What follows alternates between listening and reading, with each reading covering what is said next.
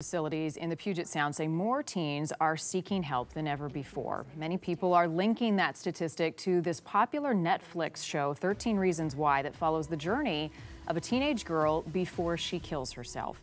Providence, St. Peter, and Olympia says they saw record highs for April. 81 people under the age of 18 came in to seek help. That is the highest they have ever seen in a month. 11 teens came in just this past Sunday. Normally, they get that many in a week. And they say they don't ask leading questions like if the show is what caused the teen to come in, but they say a couple of kids did mention the show. Dr. Cari McCarty is a psychologist and researcher at Seattle Children's Hospital, here to talk with us more about this alarming trend. First of all, is this show to blame for this recent spike there and elsewhere? Well, we can't really know for sure. I know at Seattle Children's we've seen increases as well in our inpatient and outpatient behavioral health units.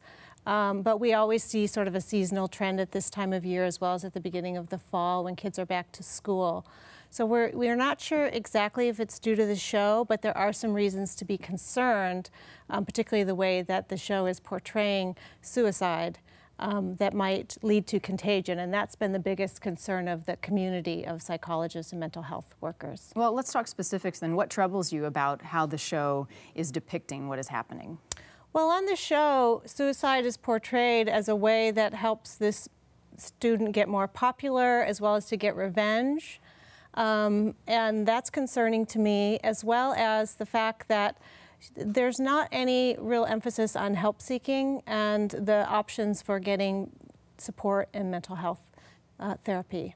So what are some of the triggers that something like this show could strike?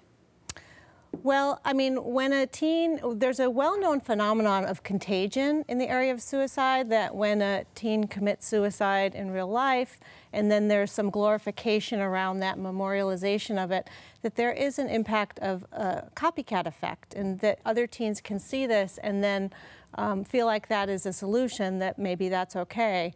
So there's been a lot of work in the field to try to stop that and to stop the glorification. In this case, the show isn't real. I mean, it's a fictionalized story, but at the same time, some of those same tenets are at play. So that's one of the major concerns that mental health field is having with the show right now. And there's even a push to include more treatment resources for people and help-seeking resources at the beginning and the end of the show if they do choose to watch. Let them know that they have options. Isn't it a good thing that teens are being sparked to come in if they have problems? Some of these numbers that we're seeing increase? Absolutely. I mean, getting treatment is really important, and there are a lot of effective treatments, such as dialectical behavior therapy, ways that teens can learn some skills to manage the tough times. Okay, well, let's talk about that and how parents can get involved here. Some actionable advice. What can we do to step in? Some warning signs. Yeah, so some warning signs would be looking for if your kid is talking at all about feeling really overwhelmed or hopeless or feeling like they want to die or hurt themselves.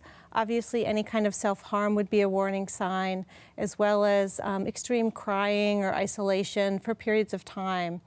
I mean, when you see that, I think it's really important for parents and as well as other adults who are involved in kids' lives. This can be coaches and teachers and counselors and other people, to step in and ask them what's going on and how they're doing, and to understand more about what's going on for them. If we get signals that things are not going well and that there's a real problem, then it's important to even ask if they've thought about hurting themselves. And finally, say you don't see any warning signs. Should parents still be sparking this conversation, talking to their kids about suicide and what it is? I think it's a great idea. I mean, you can even talk about suicide is the second leading cause of death for children 10 to 24. And that's a really concerning statistic. So you can bring up the issue that you saw it on the news tonight, and say, if that ever happens, I'd like to, if you ever feel overwhelmed, there's a lot of stress and emotions that go with being a teen, I let you know that I'm here for you. I can't guarantee a response from the teen. There might be silence or eye rolling, but your message is out there, and that's really important. Don't wait to see the warning signs. Have that conversation now. Thank you, Dr. McCarty, for being here and sharing this important information with our viewers. Also, there is a mental health awareness fair being held tomorrow at Seattle Children's Hospital. If you'd like to attend. This is a free event. It will be tackling the stigma of mental health and the importance of mental health wellness, substance abuse, prevention, and behavioral medicine. It runs from 11:30 to 1. It is in the Ocean Cafeteria, again at Seattle Children's Hospital. And we'll post some of those resources with Dr. McCarty's interview on our website, q13fox.com as well. Matt and Walter?